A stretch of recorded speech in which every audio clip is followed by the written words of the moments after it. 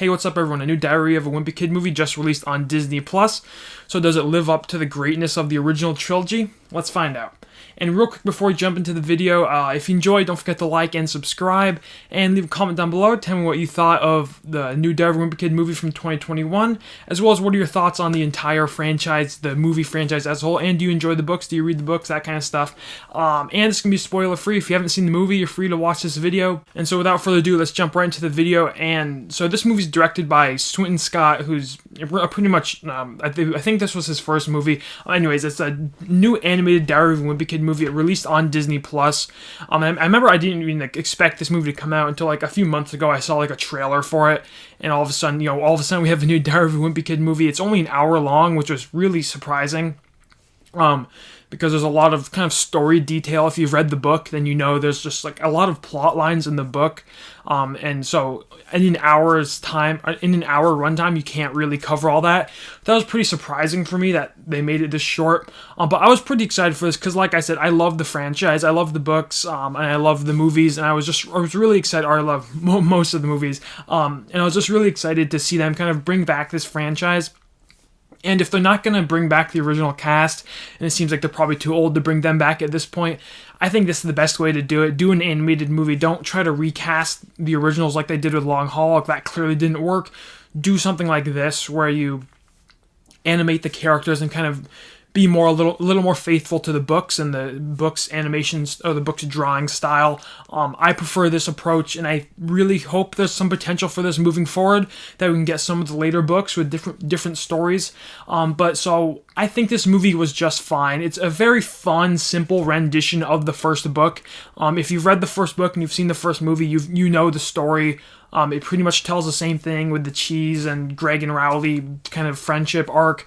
It pretty much is the same story that we've seen 3 times before. It's just a perfectly harmless retelling. I did enjoy it. The runtime flew by. It was only an hour, and it just, once again, the story is relatively rushed, so it really flew by. I didn't have to try to get through it. I wasn't bored, and it's perfectly well made. I also like the animation here. I saw some complaints about the animation. I didn't notice anything on my first viewing. It looked fine to me. It wasn't spectacular, but it was good enough. It's pretty much just like the book, but colorized in 3D. And I thought it was good enough. It was a little weird at times. Some of the characters looked weird, but for the most part, it worked for me.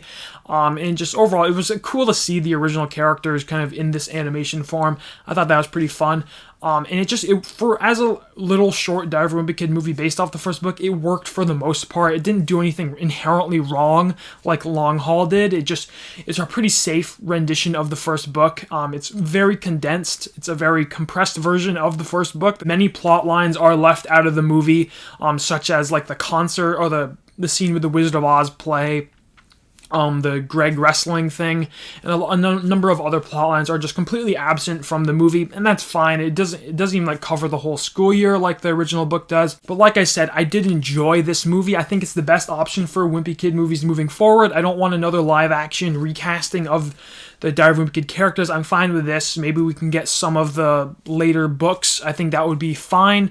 I would love to see this get a longer runtime and a theatrical release for Roderick Rules, which I believe they're already confirmed to be making Roderick Rules, which I'm excited because the Roderick Rules and Dog Days, the movies, don't actually follow the book order. They kind of do their own thing. They're loosely based off the books, but they kind of combine Dog Days, Last Straw, and Roderick Rules into 2 movies. So it'd be more interesting to see a more faithful adaptation of Roderick Rules. Not that there's anything wrong with what the movies did, but anyways, it will be interesting to see that. As for my issues, I think this big issue is this movie is just too short. It just leaves out major chunks of the story that make it, that make the Diary of a Kid story so iconic. It felt very rushed. It really just didn't take time to develop things. It was moved really quickly. Certain plot lines get covered so quickly. The whole ending climax was 5 minutes.